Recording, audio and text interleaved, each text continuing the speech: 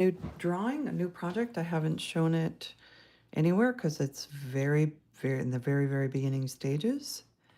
If you're just joining me for the first time, I work often with Adobe Fresco.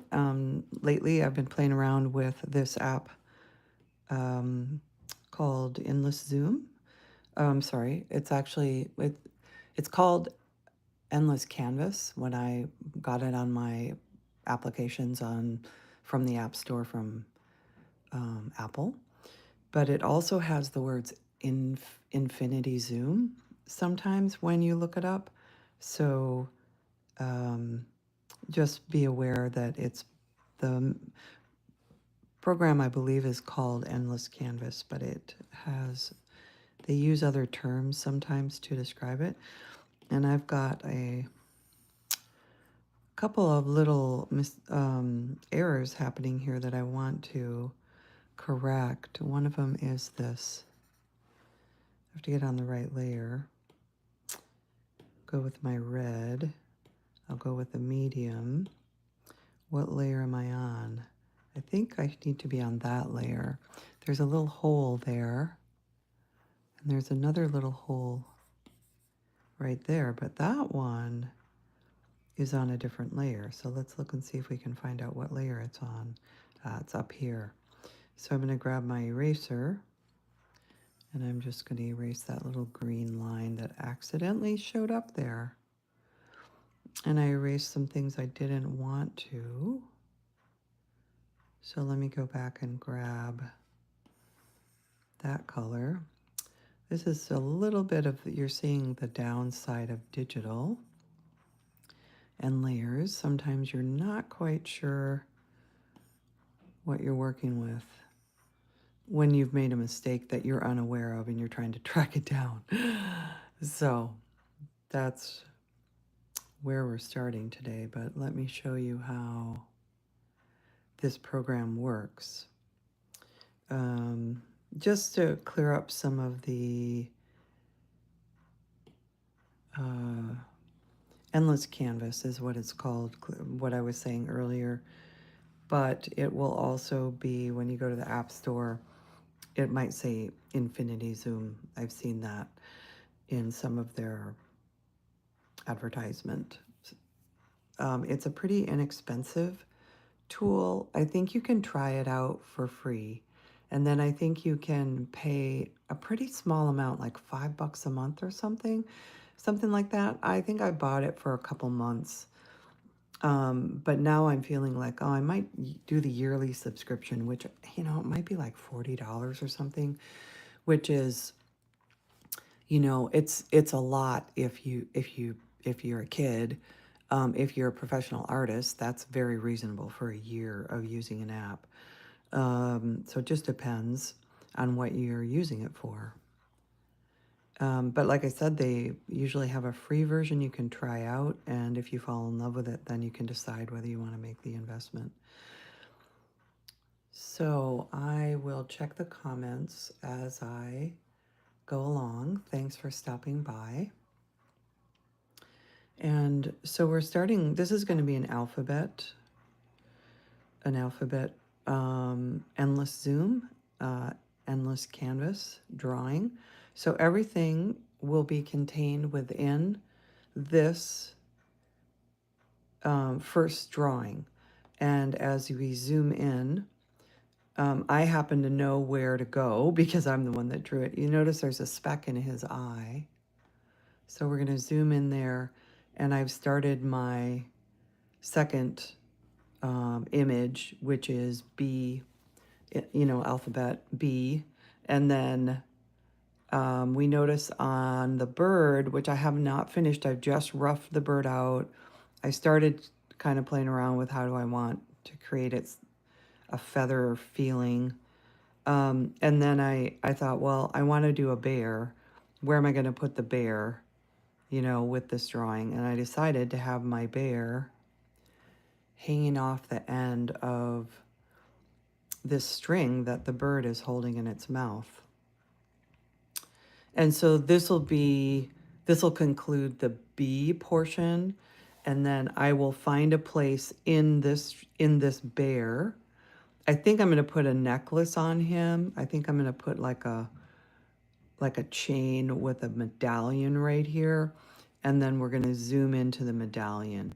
And so that's where I'm going to go after this. But for today, I'm really just drawing. I'm just putting details on here.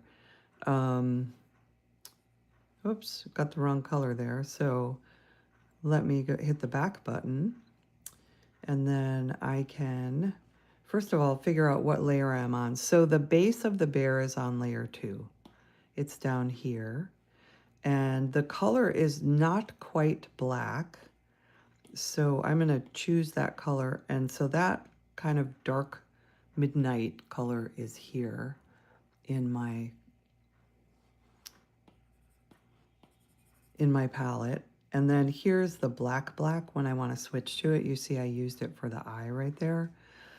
And then I'm also going to get kind of a buckskin color to do the bear's snout and his eyebrow. So let's go get that right now so that this drawing starts to make a little bit more sense.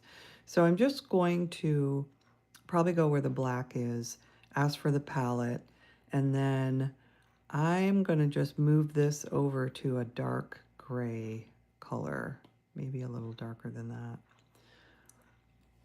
And let's just test it. That works for me. So right now I'm on the medium line width. I have set this up with the extra wide. You can move these. This could be your smallest line width, but I'm moving it all the way over. And this is just so I can quickly move back and forth. And then here's the finest. So I'm going to go with the medium right now. And as I move in, the line actually gets a little bit smaller. And it's easier to make it look like hair, fur.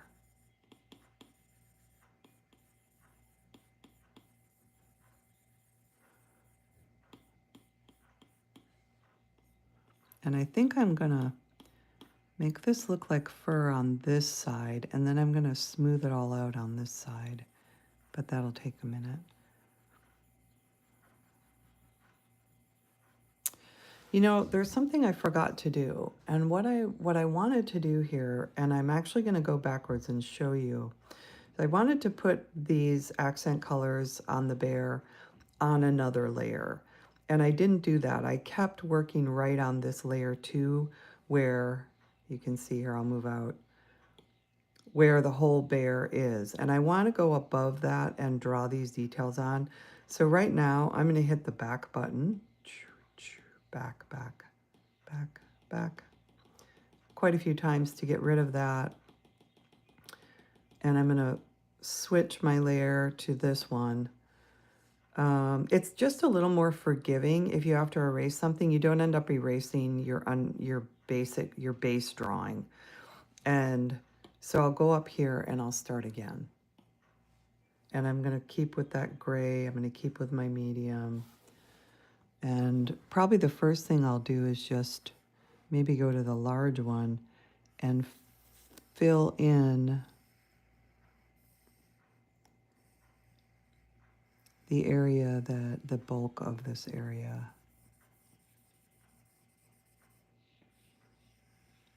And I'll also show you how the eraser works. So I could bring it all the way over like that. And then I'll use the eraser, and you'll see that the tan's going to disappear, but the dark brown is not disappearing. Oh, it's went through there. So let me go back. I don't want the blue to show, so I'm going to hit the back button. There we go. And I notice I have a little blue speck here. I'm going to run that down right now. So that one is on the main layer.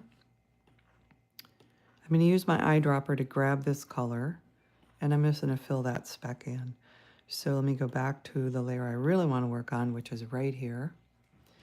And I'm going to start drawing the what should look like hair eventually. Oops, wrong color. Back button, love the back button. Let me get my eyedropper to grab the color I want. I want this color. And I want to start making this look like fur, like a furry eyebrow.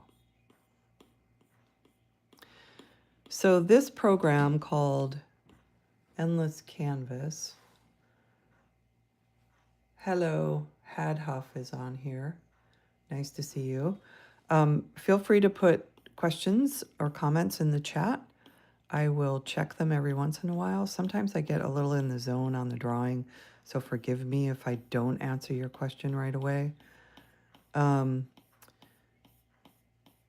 I wanted to share that this app, I'm using an Apple Pencil and an iPad and the Endless Canvas app. And if you notice the ends of these lines, they're really rounded. I much prefer to have a tapered line, like make it look more like a calligraphy pen, but they offer that option, but not on this app. It has, or this hardware. It has to be compatible with your hardware. And so I'm hoping that eventually the Apple Pencil iPad setup will be compatible with the Endless Canvas taper function, because it would be more beautiful. But I'm not letting it stop me. I think that the application is such an amazing tool. And for anybody who just joined me, so I didn't let that stop me is what I'm trying to say, is this is the Endless Canvas. And I'm working on, I just started this drawing. If I finish this drawing, it's going to have 26 pictures in it, at least, because each page is going to represent the alphabet. And I call them pages. I mean, they're sort of like pages because I decide that's a page. It's not really a page. It's just an endless vector zooming tool. And so we're going to go back. I have a little bit of a, oops. So I want to change this so that I'm only moving with my finger. I think that's why I'm having a few weird marks show up that I have to go and chase, because I had it set to draw with finger and I want to only move with finger. And what is nice is it recognizes that this is a pencil for drawing and this is a finger for moving once I press that option in the menu. Okay, so I'm going to go back here, and I just have to put a little bit of a white dot in his eye because it's making me a little, I really like to have that reflection. It kind of makes the drawing come alive. I also want to make sure I'm still on layer 2, yes, or layer 3. That's where I want to be. I want to go back and grab my snout color, and here we're going to just, I think I'll go to the bigger to fill it in. And so if you look at the line width right here, it looks that wide. I'm not going to change my pencil. I'm just going to change where I am now. Watch this line. It's so big. It's so big that it's going outside. Let me go back a little bit. So the program has a way of changing the line width as you move in and out, even though you're not changing it. So again, that one went a little bit out of where I wanted. So I think if I go right about here, I will find a happy medium for, this allows you to fill in fast. This program doesn't have any bucket tools. It has very little, this is really like drawing with a magic marker, honestly, because there's not any nuance. I guess you can do transparent colors. but you don't get pixelated brushes or textures or things that I'm used to in other programs. So I went a little bit farther than I wanted to here. I'm just going to show where that original line was, and then I'll clean it up with a small brush. Okay, I definitely want to kind of follow that curvilinear line. So to check the comments. Okay, we're good. So if anybody's not listened to my channel before, my name is Maggie Bates. I am originally, from the get-go, have been an artist, like ever since I was a kid. I studied it in college. I studied some other things too, but it ultimately is where I went. I went with my degree. So I received a degree many years ago in illustration. It was a fine art degree with an emphasis in illustration. And I'm going to switch over here to the black, maybe go down to a smaller. And I want to kind of make a nose here. Go to the black. There we go. So I did a degree years ago drawing. It was a fine art degree with an emphasis in drawing for illustration, because I really just wanted to become an illustrator.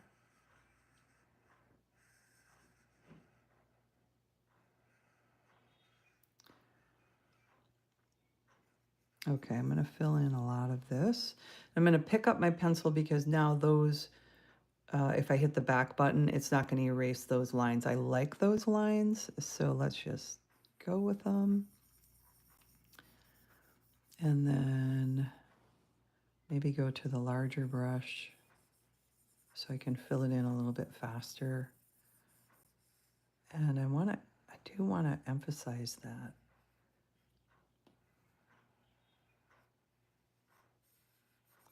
kind of curve that's going on there.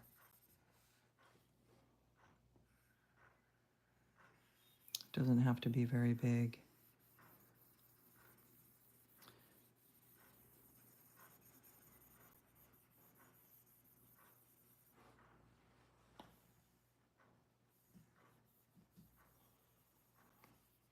So I took my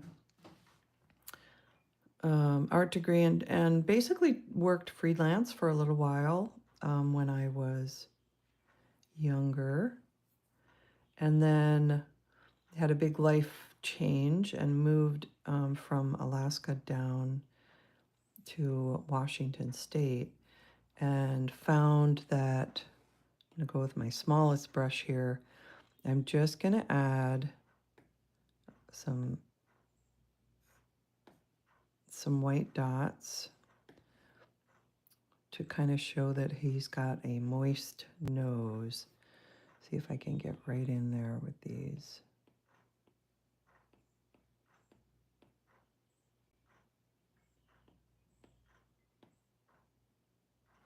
And see if it has a little bit of a look like that I'm looking for. Okay, so it's kind of hard to believe that these are the same color. Is this the same color as this? It is. It looks, I don't know, it's my screen. Maybe your screen is probably okay, but my screen has got this one on this side. It looks a little bit brownier. Anyway, that's sort of interesting. Just another one of the challenges of working with digital. So just to give you a little more history on me, I studied art. I got my degree, and then when I worked some freelance for a while. I got a couple commissions with basically there was a 1% for art program in Alaska, and I got what did I get? I got I worked on a school. I was given a school commission where I did stained glass windows in a library, and then I did a stained glass window memorial. I did a wood carving background for another artist for another school. I got some work through schools and government agencies up there. My couple, and I also did some quilts. And I'm going to switch over to my black right now. So I'm going to tell a story today about one of the most challenging moments I had when I was going to school years ago.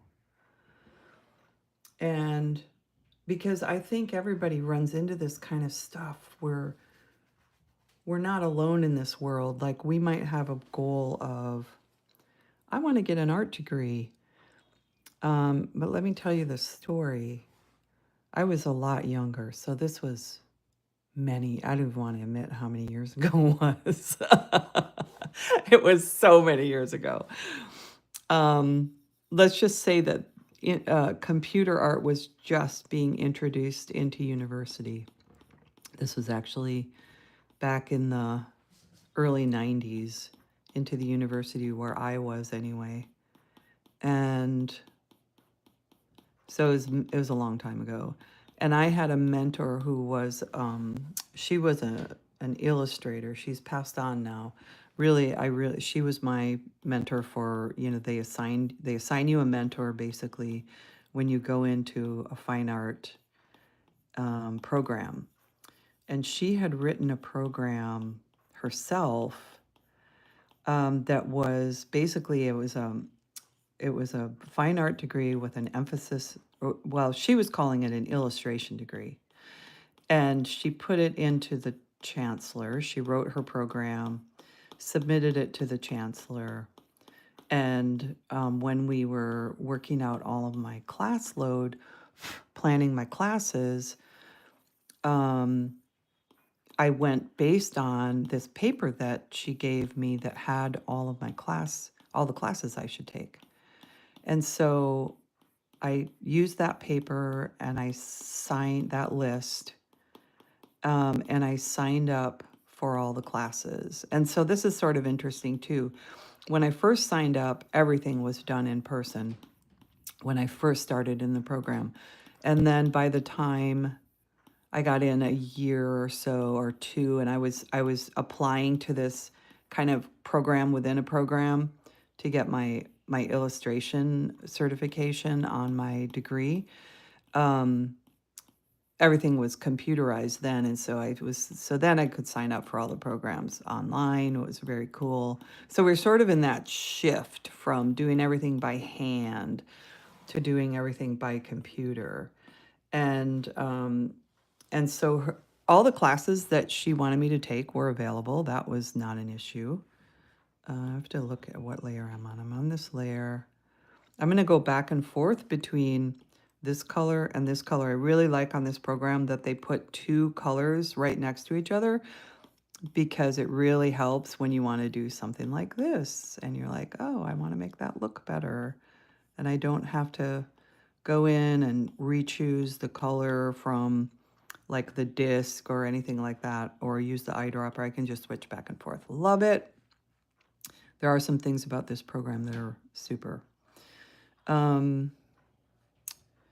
So let's just fix that there. I get really picky on this, but I just want you to realize that if you decide to do this, you really want to choose where to put your detail, because with an endless canvas like this, I have heard about different endless canvas artists who literally work on one canvas for an entire year. And I mean, it could be that this one is going to take me a long time to finish because I've got to do 26 letters. But I hope I'm not going to be working on a year. Luckily, each canvas will be different. I can choose all different animals, so it'll keep it interesting. But, I lost my point. Oh, choose where to put detail. So I'm going to detail out the bird some. But I probably won't detail the bird out as much as I'm going to detail out the bear, because the bear is where I'm going to go to the next drawing, which I will put in here somewhere. And it'll be a speck in his eye. And it could be that I just, in case I make this drawing available to the public, you can actually share this file with the public.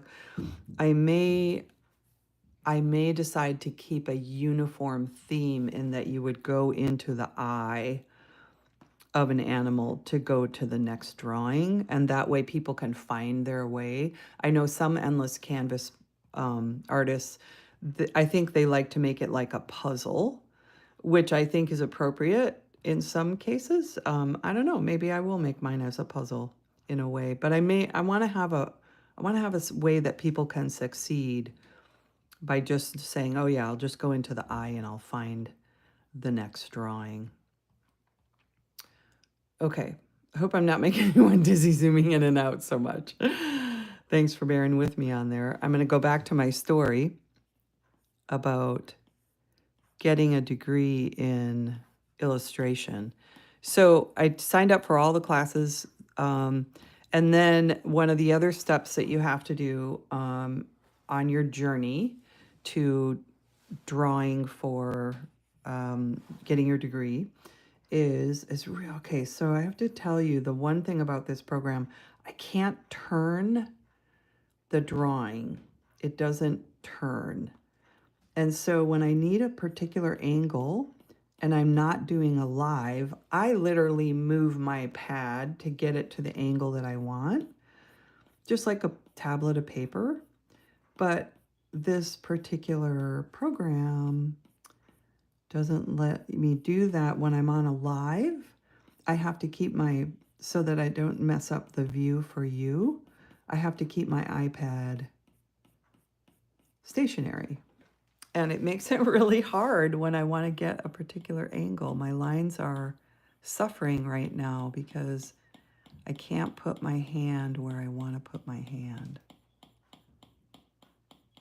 It's okay. I can fix this up later if I want to get super picky, which I will, because this is right next to where I'm going to zoom in, which goes back to my point. Okay, back to the story about getting a degree in art. Wow, my coffee's already cold. I feel like I just started this, but so one of the things you had to do was kind of go through this gauntlet procedure with the other faculty members. And you had to present your portfolio to the rest of the art professors. So you had to do a presentation, and I don't remember if it was a slide presentation, or I can't remember how this presentation went, or if I think I actually had my physical drawings so that they could look at my physical drawings. And then you sort of describe, your vision of and your purpose of what you're going to do with your illustration degree. And it was just sort of, I think it was a great step to put students through. So because when you go out in the real world, you have to do presentations, you have to get in situations where, people make you nervous. So I think that part was fabulous. Looking back on it, I was super nervous and very worried about all of it. But then there was this part that really was unfair that happened to me. I look back on it as an adult. At the time, it felt unfair, but it also felt like a very personal judgment. So my mentor, who I dearly love this person, actually, she's passed on, but she had not actually gotten the chancellor's sign off on the program that I took all my classes for. And so the head of the department used, and he had kind of given her a heads up that she needed to do something different. She needed to go through another step, and it hadn't been done. There was something there between the two of them that was left undone. So the program classes that I was taking were not legitimately part of a they were part of her list, but not part of a legitimate program. I think you get the idea.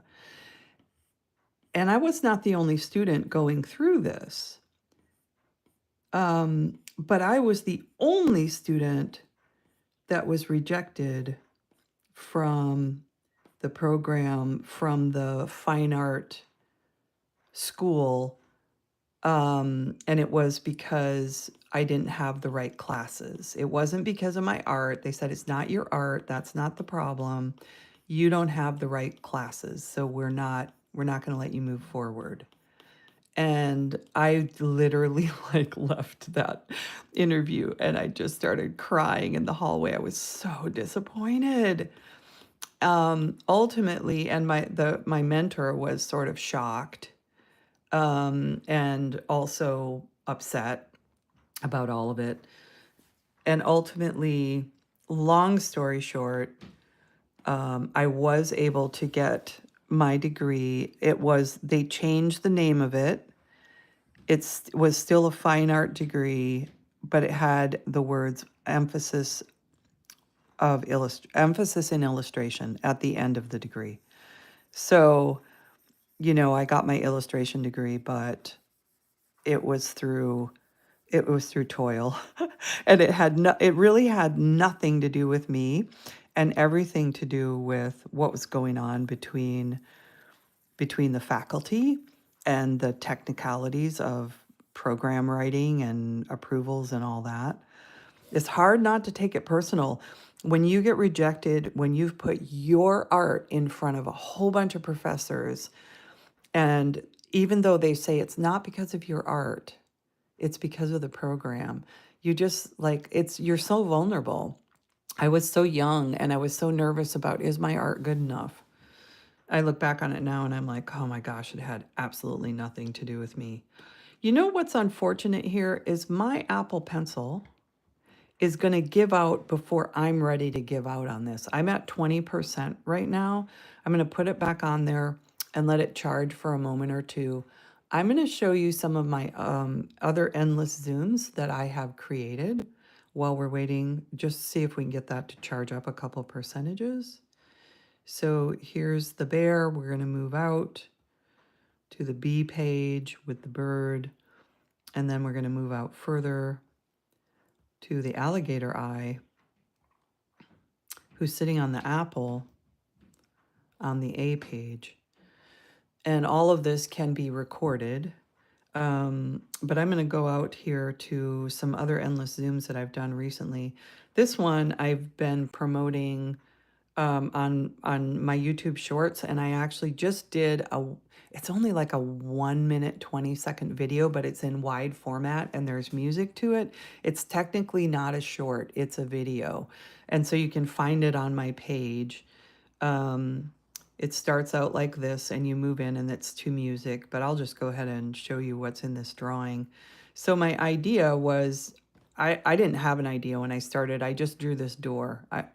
And the words, no, that's not true. The first thing I drew was this woman. And I was thinking that I was going to do a fashion illustration. And I decided somewhere along the line, it changed. Oh, that's right. I told the story last week. That's right.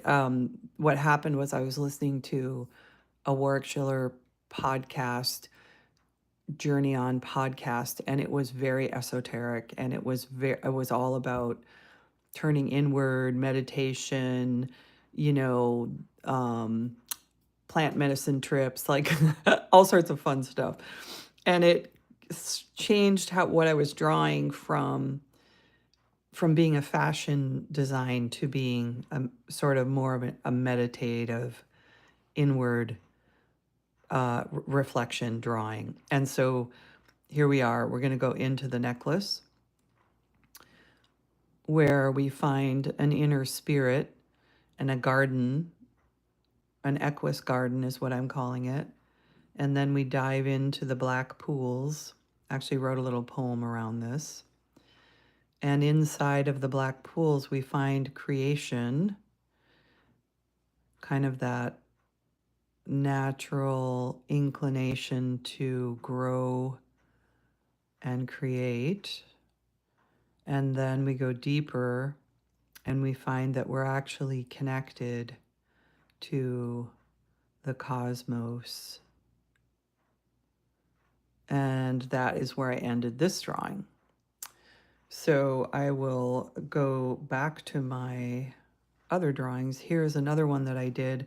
This one I did to a ballad of the eye colors, and the eye color was brown on this one. And so we have a city scene and we move in to a fellow playing basketball.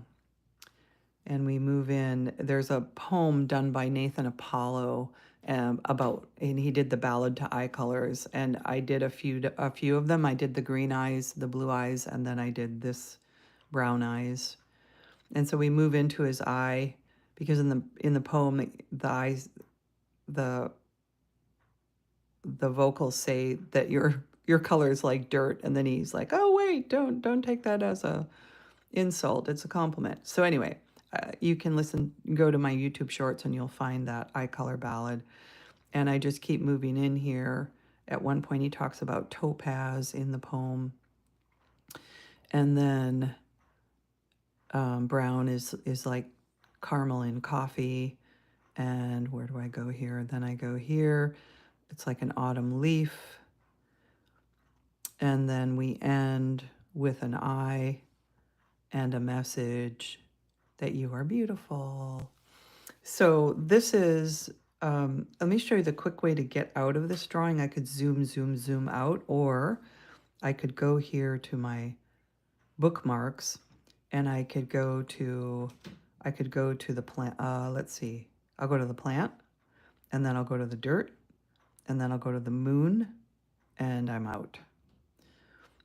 So that is how that drawing went. Let me go back to here and see if I have anything else. This is the one I'm working on. I showed you these two. Blue eyes. Let's look at blue eyes. So my origin started here. And again, I haven't looked at this drawing in a while, so it could be that it's going to take me a minute or two to find my way. Yes, we go into his eye. It's kind of my go-to, is to go into people's reflections on their eyes. And we move into this scene, and somewhere in here, oh, the ocean waves, there they are. And then a home is living on top of those ocean waves. And then there's a cat in the window of the nice cozy home.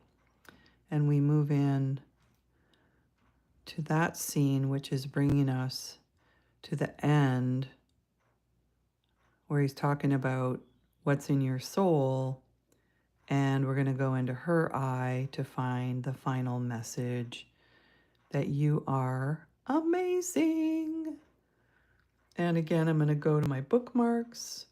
Let's go out to the house, and let's go to the diamonds, and let's go to the origin. This is where I started drawing, was with that fella. And I'll go out here again and show you what else I've done. These are the program. I think that green eyes is a little bit shorter. This is like a very beginning one for me, and I was having a hard time drawing with the tools. Like, I'm like, oh, these tools are so clunky, they're so big, they're so, I didn't really like the tools when I started. It took me a while to get comfortable with them, and then once I got comfortable with them, I don't even know if I remember how to move into this drawing. Yeah, there we go. And once I got comfortable with them, it got a lot funner. Here we go. And that one, so it just took me a lot of effort to do this. This is one of my first drawings, and the amount of detail is way less. The more I draw on this, the better I get with the tools, the better my expectations are of what it's going to take to put detail on that one thing. And oh, wait, don't put a lot of detail over here because you're not going to zoom in over there. Nobody's ever going to see that detail. So focus where you need to for your detail. So once I kind of learned that, things started going better. And now I'm going to go back to the drawing that I'm working on. I haven't set up any bookmarks yet. So let's set up one bookmark or two maybe. We could set a bookmark up right now, right there, that says, bookmarks. I'm going to add a bookmark and I'm going to rename it.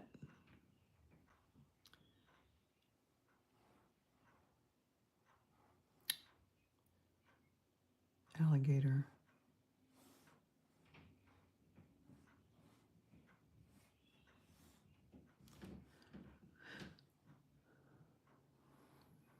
Okay, so now I've got an alligator. I can go back to last painted, which was the eyebrow of the bear.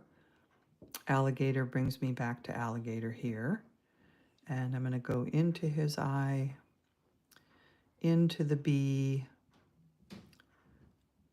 down to the end of the string, to the bear that I'm working on right now. Okay. I appreciate everybody coming by and checking out my channel and the drawing this morning. I'm going to keep going with my details. So these hairs are way smaller than these hairs, so I'm going to find a way to blend those sizes. And this is me kind of figuring it out in front of you. That's what I do sometimes.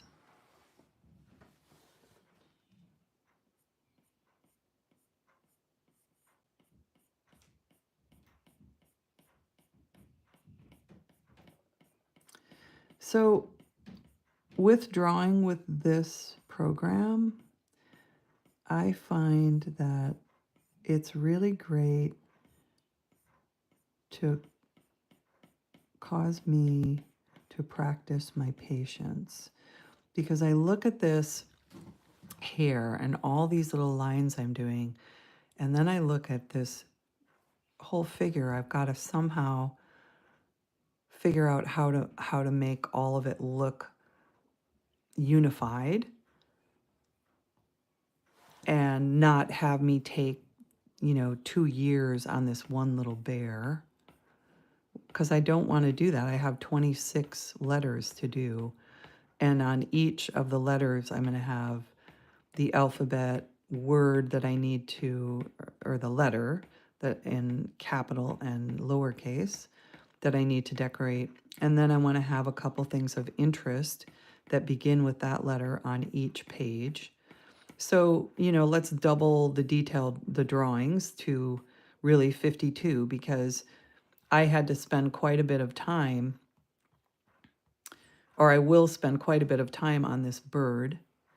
And then, for instance, let's go back to the A page so you understand what I'm talking about. I spent some time detailing out this apple, and then I thought, well, I want something else interesting, so then I did the alligator on top of the apple. So each part of it takes effort and patience, and this program is great for cultivating that. There's no copy paste. There's no grid tools that allow you to do symmetrical drawings. Like, it's so limited. It's literally like a pencil and paper or a pen and paper. Really more like it looks like a magic marker, but it acts like a pencil because you can hit the back button and you can erase. Or you can actually use the eraser on it. So I'm kind of showing you how I'm kind of changing from sizes on the hairs here, and it'll help me get through this a little bit quicker. So I'm going to take these out even further.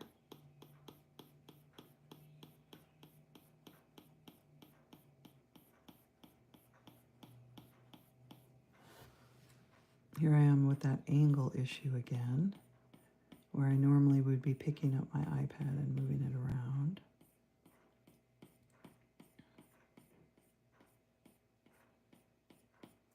Okay, so I'm going to keep the same size, but I'm going to move in, and now my lines are going to get thinner, and I can kind of do a little bit more detailing, and when I zoom out, you'll kind of see how that looks.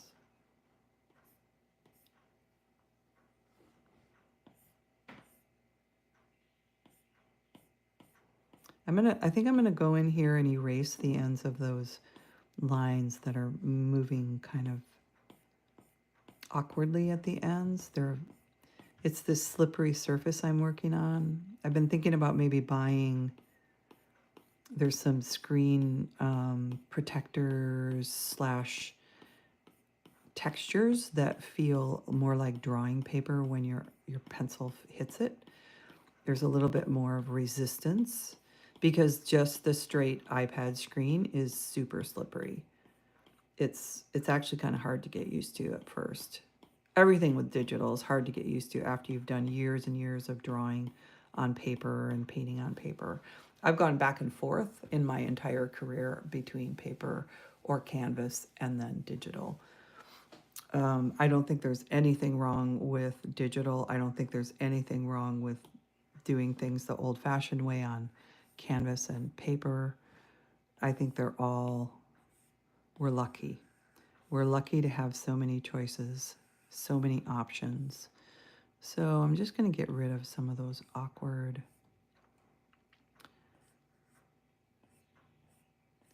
ends.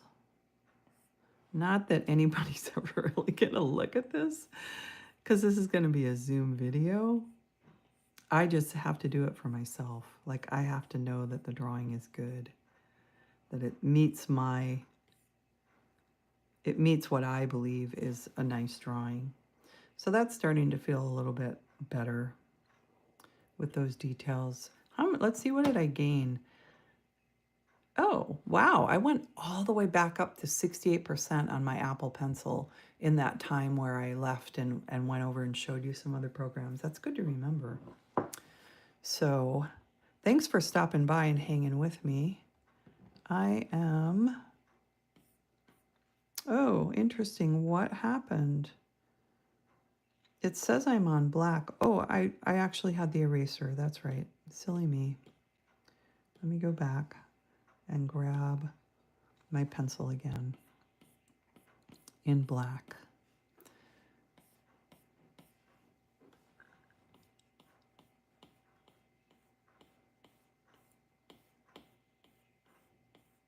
I'm getting a little bit more flow going on here. And then I'm going to come back.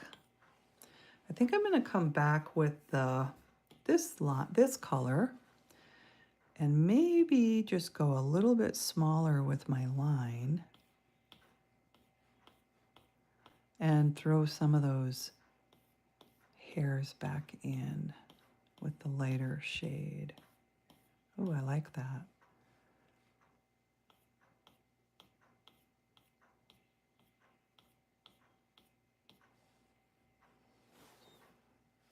I think I need some in here.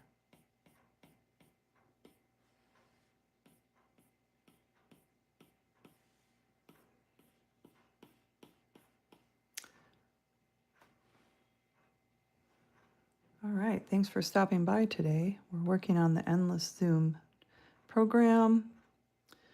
That's the bear detail on the B page, which lives inside of the alligator's eye. who lives on top of an apple on the A page. So that is just catching up those who just joined.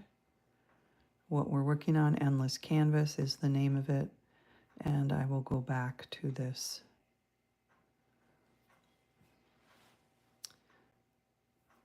drawing. Okay, I think I'm gonna go with the black, and I'm gonna show you how I'm gonna do the ear. So I'm gonna let that line right there show through these lines.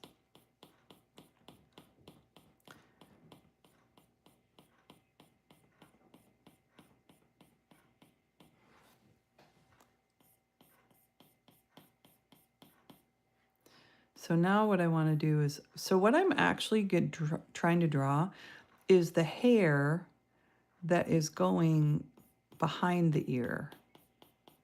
I just want to get some flow to the hair going behind the ear. And I'll show you what I'm going to do in a second here. Let's blend this one into that. So we've got, I'm just going to take a nice big fat black line, and I'm going to outline that ear.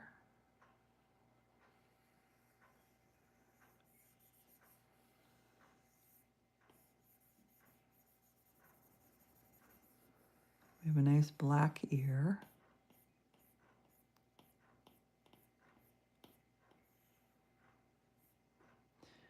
And then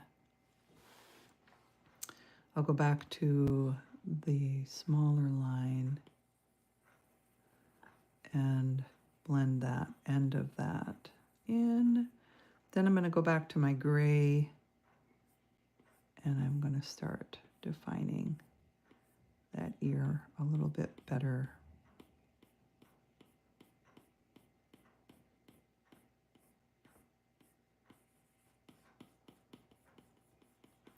And it's really nice, like I said before, to be able to go back and forth between these two to get things just the way you want them.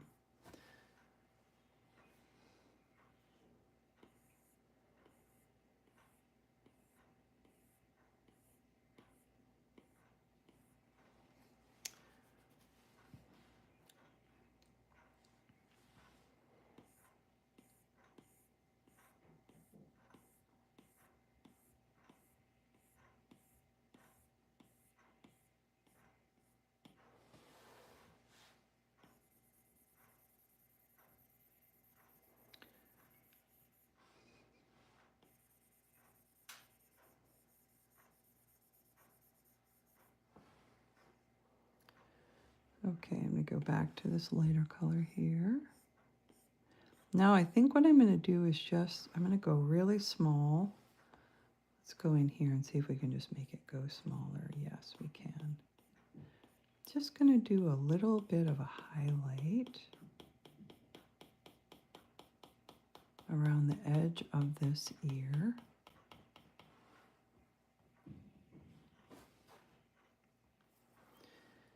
You could probably go even a little bit more than that.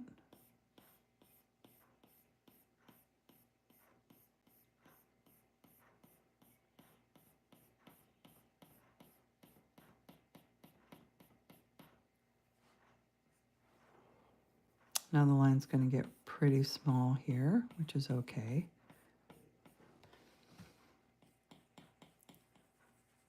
I'm actually going to just keep it as a squiggly line because it's small enough that you're not even going to pick that up, I think, which actually makes this really easy. It's actually easier to do that than it is to pick the pencil up and down over and over again. Sorry if I'm shaking the camera now. Okay, let's move out and see how that looks. Oh, I love it. That's what I'm looking for right there. Okay. And so now I think that this ear could be in shadow. I think I want the top of the head. So let's go with a fat pencil. Thank thank you. I have a new subscriber. Let's go with a fat pencil here and create that shadowy ear here. Leave a little bit of highlight on the edge. And then I'm going to go to a small pencil here. And so again, we have the opportunity to make this look like hair, fur, hair, whatever, by defining the edge between the two colors.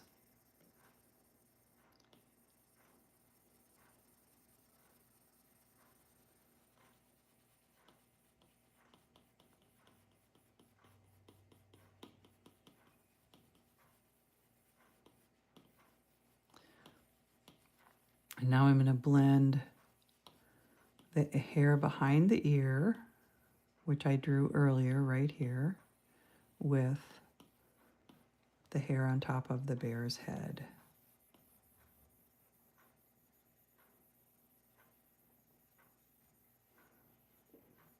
And you notice there's a variety of line sizes happening here. And I think it's working so far. I mean, I just sort of judge as I go. Is it working? Is it working? It's working. It's not working. You know, and when it's not working, I hit the erase button. So,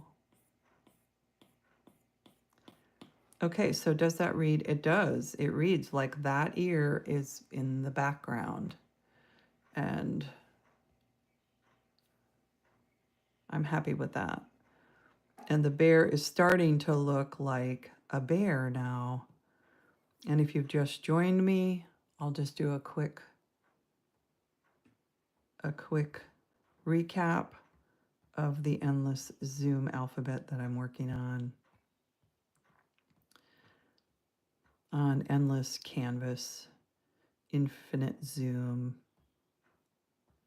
I need to put a bookmark. Well, I'll just go to where I last was drawing on my bookmarks to take me right back in. Last painted. Right there, I'm on the bear. Or, just to show you, I could go to the alligator. There. These bookmarks help you move around your drawing quicker. But I'm going to go to my last painted. Go back to the bear. I love this little bear. I'm starting to really love this little bear. He's pretty.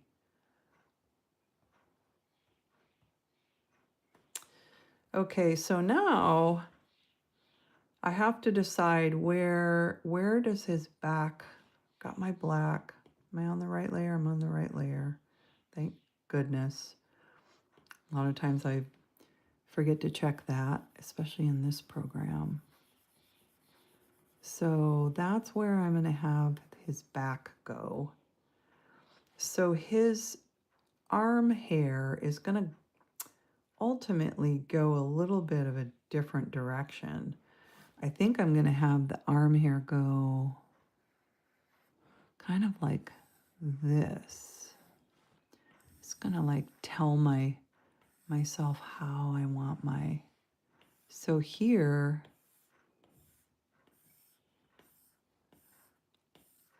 that's sort of the directions I'm going to work on with the fur. Just sort of setting myself up. And I think that I want to show you how I'm going to get through to the next layer, which is going to be, I'm just going to show you how I'm going to set up the C layer. Because the bear will be the last thing I work on the B layer, at least for now. And I went in through the eye of the alligator, so let's go in through the bear. Okay, so here's the reflection of the bear's eye. When I move in there, what layer am I on? That's the first thing I check. Okay, I'm on layer 3. I don't think, oh, I had drawn this circle earlier in the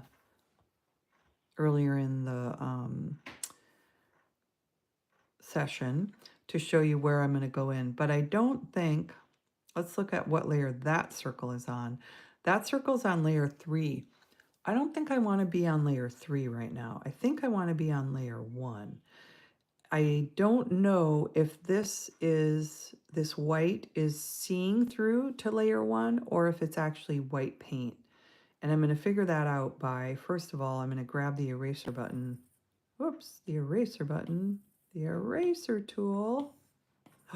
Oh, that's what's going on. Okay, I'm erasing white paint right now, which is fine. I can erase white paint. Let's just make a circle. So I'll show you I'm on this layer. This has got white paint on it. It's really hard to tell sometimes. You have to just experiment with the tools to figure out what's going on. And then I'm going to go to layer 2, which is my black layer. That's what I just erased to. Now I've got my eraser button still. I want to erase the black layer and get all the way down to this bottom white layer right here.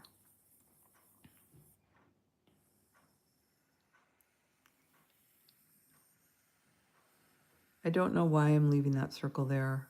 I'll worry about it later. I can always erase the whole circle if I want to. But it does give me a visual when I'm zooming in and out to aim for. And then I'm going to go all the way in here, get rid of all the black lines around that.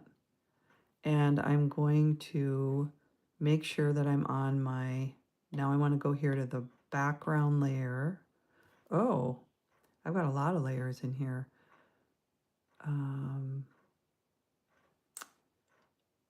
I think I'm going to use the eraser. Is there anything under here? No. So let me, if there's something under there, I won't be able to see the background if I draw on it. So let's move to the background. Let's grab, I'm going to go to my palettes. I'm going to go to my original alligator apple palette and I'm going to grab that purple. Replace with active, no, I don't want to do that. I just want to grab the purple, thank you. And I'm going to draw a big square for a new page. Now is when I really wish I had the bucket tool. Make this nice and thick because the next color I'm going to grab will be a blue background.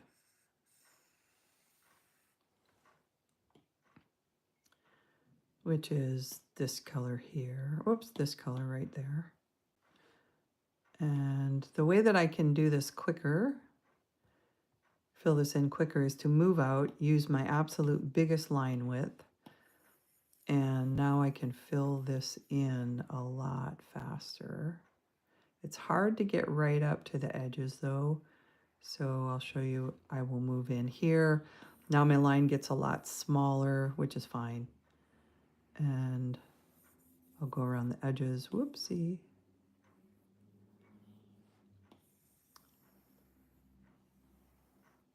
So I'm still on my background layer.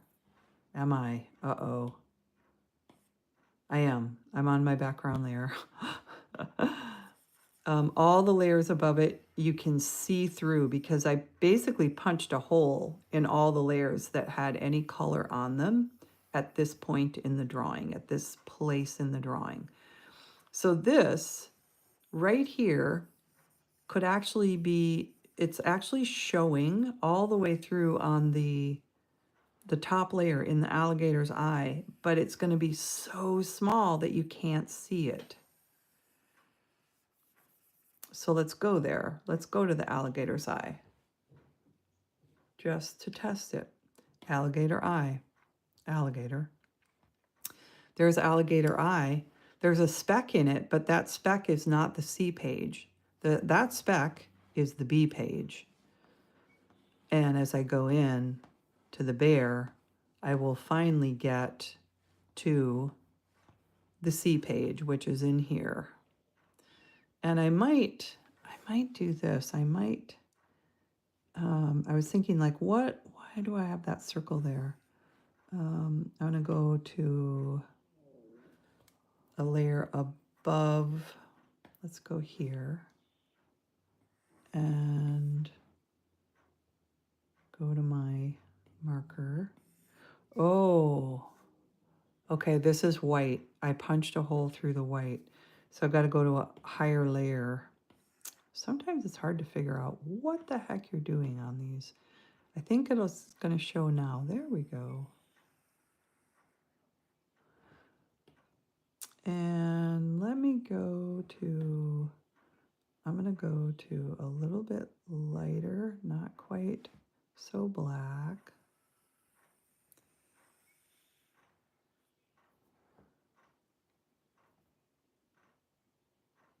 I'm actually going to move in so my line gets a little bit started over here.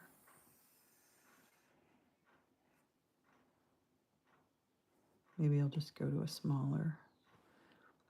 And I'm going to go to a lighter gray here.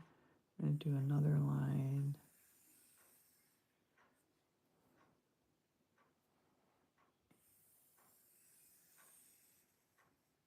I might come and clean up these edges right here later with the eraser. I'm going to go to an even lighter color with this next line.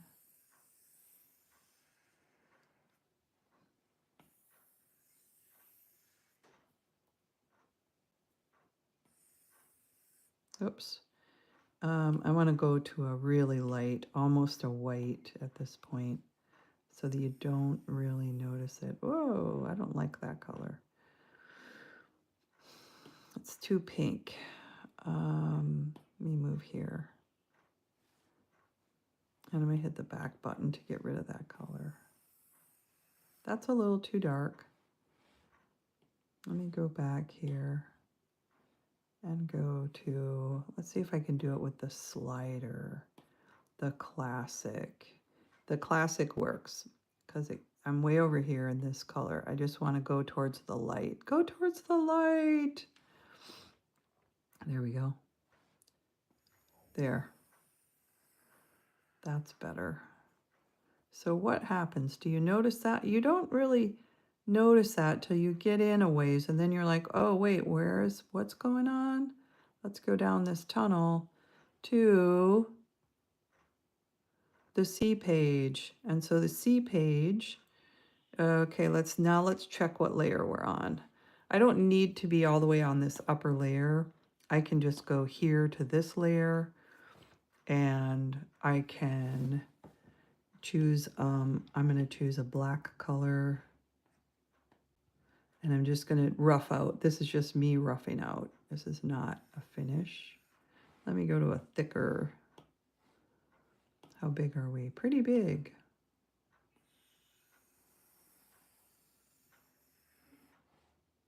We do a capital and a small c. I don't even like how I drew those C's. I will definitely be working on this, but I'm giving you the idea here of how I set up a new page. So then on this page, I'm going to definitely have a cat somewhere in this page. I might have the cat down here. I don't know. We'll see. I'm just going to go maybe here. That might be the cat.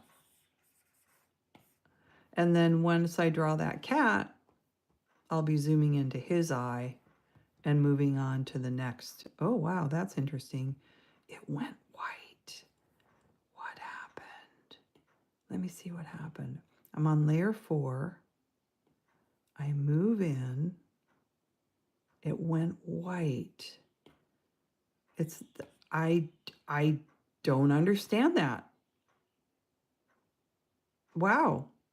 The program stumped me. Interesting. Okay, let's go in there.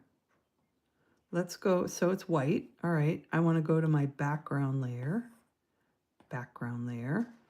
And I'm going to grab that purple color again. I want to make sure I get the right purple, that one right there. And so that one, this will be my D page.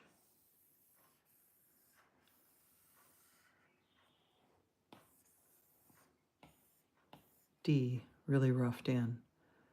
Oh, wow. So what layer am I on here? I'm on my background layer. Okay, very interesting. So cat for the C page, inside the cat will be the D page. Okay. And the C page lives inside the eye of the bear. Okay. So here we are back at the bear.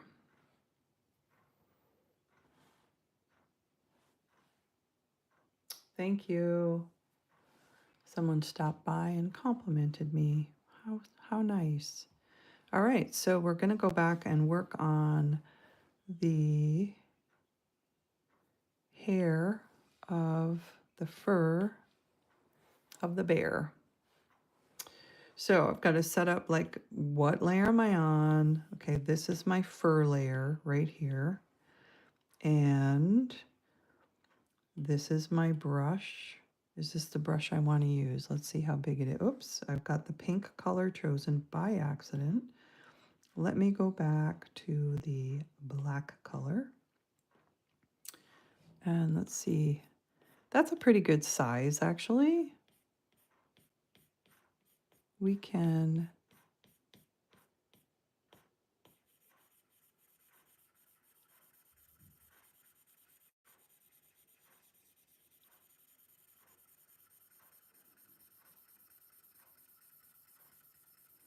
Okay, I've got too many loopies happening at the end there.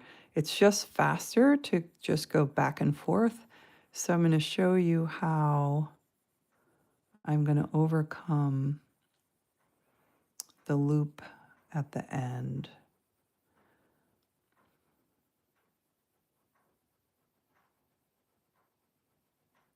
And this will be a very time-consuming, kind of picky thing that I'm going to do, but it's just what I do. I have no justification other than this is, oh, I've got a piece of black there that I'm going to have to hunt down. So I'm getting rid of the loopies, making it look a little bit more like hair. I'm not happy with how that's looking yet, but this is just at the beginning of this possible solution for the hair edge. I think I'm going to need to either extend that, like create a black shadow where the gray is here, a black shadow all along here, and then extend the hair a little beyond that, maybe. Yeah, because that arm could be a little bit fatter. So let me do that. Let me create a big black shadow. I'll go to my biggest brush and I'll try and make it a little bit jagged.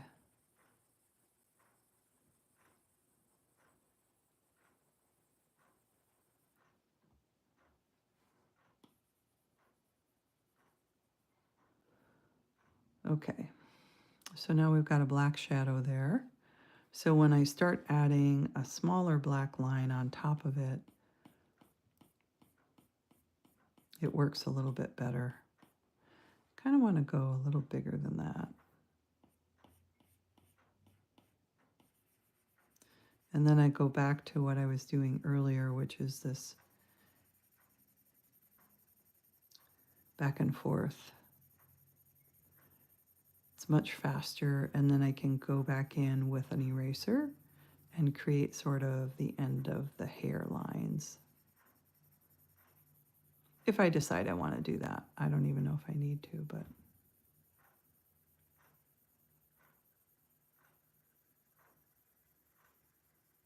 the fur is looking pretty good. Do a little cleanup here and there. Oh, that's right. I need to go and clean that up right there. See that right there? So let me go to that layer. It's on this layer right here. I'm gonna use my eraser and get rid of that. Now I'm gonna go back to this layer and continue on with the fur look. So let's start to get this to all blend together up here. I'm gonna go to a smaller line.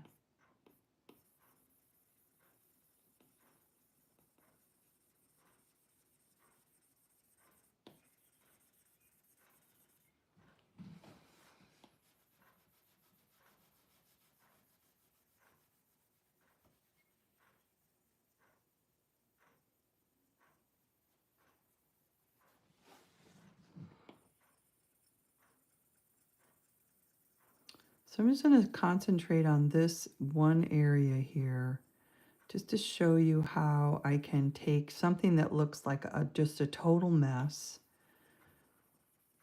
And now I'm counting on myself to actually be able to accomplish what I'm saying and turn it into something that looks like a nicely crafted illustration of a bear's furry arm.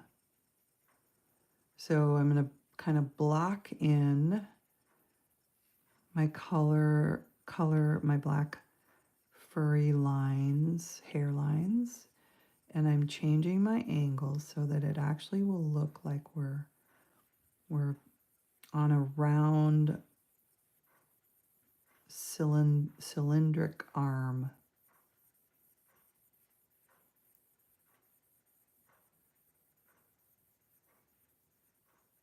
Okay, and then I'll just keep going with that down, but we're just going to stay in this area right now.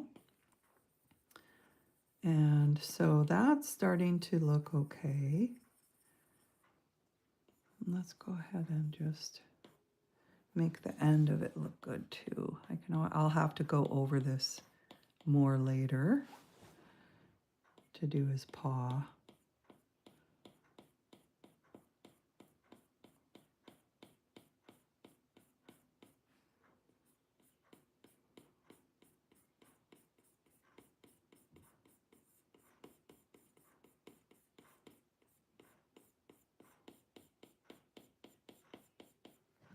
So it's really like what I was saying, it's just a matter of basically cultivating the patience for this program because you just have such limited tools, which is it's a source of freedom if you think about it. Limitation can be helpful sometimes, the opposite of what you think. Okay, so now I'm going to go back and work that other gray color here. Here.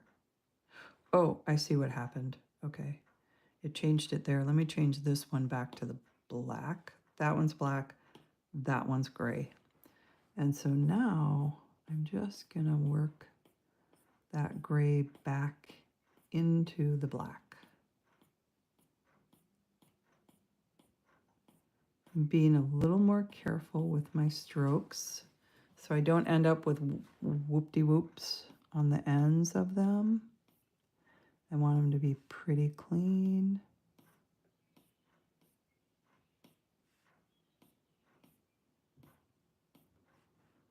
So I'm going a lot slower.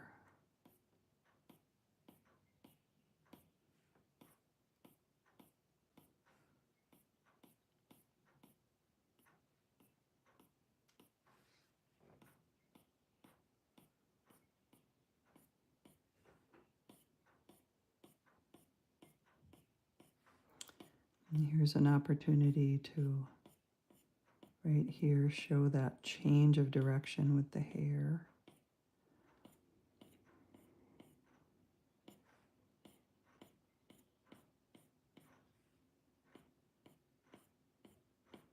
Okay.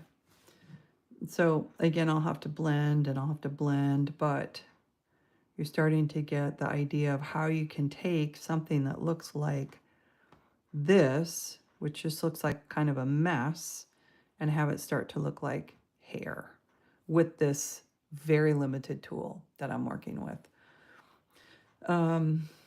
If you have an Android or possibly a Wacom tablet, maybe you could get the pressure tool, part of the tool, like here. This is supposed to turn it into a brush. I would love it if this worked for my Apple and iPad pencil, but it does not because it doesn't turn it into a brush. Let me show you. It looks the same. It's supposed to go thick, thin as I press with my pencil, and it's not. That is all the same line width. So, and it does say clearly when you press on, when it's only supported, the pressure feature works only on devices that support this function. And it just is not compatible. iPad and Apple Pencil on other programs are fabulous with the pressure sensitivity, but not this program for whatever reason. I didn't let it stop me. I love this program. I love the endless zoom, the infinite canvas. And so I'm working with these limited tools. That's just how it is. Life is that way sometimes. You just work with what you have, and I think it's working out fine, even though I've got just like this club. It's like a club of a line. I just have to say that. It's like working with a club, but you can make beautiful things with just a simple line. So I think that I am going to go eat my breakfast, and I want to say goodbye, but hold on. Before I leave, for anybody who's joined me, I'll give you a quick overview of some of the projects that I've worked on, and I have turned these into videos, which you can find on my channel. Oh, that's the end of that one. I'm going to go to my home button here and just do, if you just joined me, I haven't shown, I showed these earlier. If you just joined me, I'll show you quickly. The latest drawing that I completed was this one, and you can find this on my YouTube page. Let me go to my bookmarks and take me to the origin. This is where I started with this drawing. This is not actually I zoomed out and created this entire lead in into this rock and stone structure where you have a key to the universe, and you enter through this necklace, and you go first to the Equus Garden, and you are drawn into those black eyes of the horse, where you see the wonder of life unfolding before your eyes. And as you go deeper yet, you realize that you are connected to the cosmos. And so that's where that drawing ends for me. So I'm going to go back. The first drawing that I did was the green eye. Is one of the first ones that I did on this program was the green eye. It was Ballad of the Green Eyes. You can find that in my YouTube shorts. Nathan Apollo is the person who wrote that and performs that vocal. It's very popular, and I thought it was nice, and I liked how positive it was, and I thought, oh, I can put a nice positive message with that. And so it did really well. Like this video, which is actually not drawn that well compared to my other ones, has way more views than my other videos. So, there you have it. That's just how it works sometimes. I'm going to go back out to the home button and show you two more. This one is another blue eye, or another Ballad of the Eyes, and this one is the blue eyes. And you can also find that on my YouTube channel under my shorts. And this one, we move in to this lovely little home with a cat in the window. And the cat has a vision, again, of the cosmos, and inside is a message in the eye. Again, you are amazing. And so I'm going to go back out and show you the other drawing that I did in here, also Ballad of the Eye. This one is a brown eye. We've got a fellow playing basketball here, and we dive into his eye, which has beautiful dirt, beautiful growth,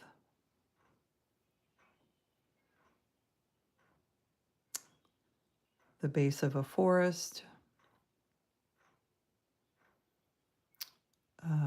a topaz. Oh, you know what? Something's wrong here. I have another, this is where I wanted to go. Here's the topaz. This was my first try. Oh, that's interesting. I forgot that I still had that. I did not like that topaz. I probably need to erase that so I don't accidentally go in there again. That's the topaz that I liked. That's the cup of caramely coffee, also illustrating brown, how beautiful brown eyes are, the color of autumn leaves. And then again, we go to the lovely positive message at the end. And that, I believe, is going to wrap up my Endless Zoom demonstration today. Thank you so much for stopping by. I am going to be working on the alphabet book, or the alphabet Endless Zoom, for the next few Saturdays, I believe. And so if you want to come back and see progress, I will have finished this bear before next Saturday, and I will have moved into the tunnel, and I'll be working. I don't know if I'll do the cat and move past it and be working on the D the next time. I'm not sure. I've already got the plan somewhere. Yep, somewhere here I've got the D. So that is, I've just roughed out this series of drawings. It's going to take me many, many, many, many hours to do the whole alphabet. Crazy amount of hours. It's what I do with my free time. I have to be careful to not do it too much and get out and walk, because I have a desk job during the day, and then I do this drawing in the evening and the weekends. So it's a lot of sitting, and it's just something I have to be very careful about, not sitting too much and get out and move. So that is why I'm ending this Zoom, because it is Saturday and the weather looks good. I'm going to get out and I'm going to walk. Then I'm going to go out and visit my horse and give him a spa day, a lot of grooming and brushing. And then I'm going to go visit another barn where there's a horse that I might go for a ride on. And I'm going to have a very active day. I hope you all do the same and enjoy your Saturday. Bye-bye, everybody.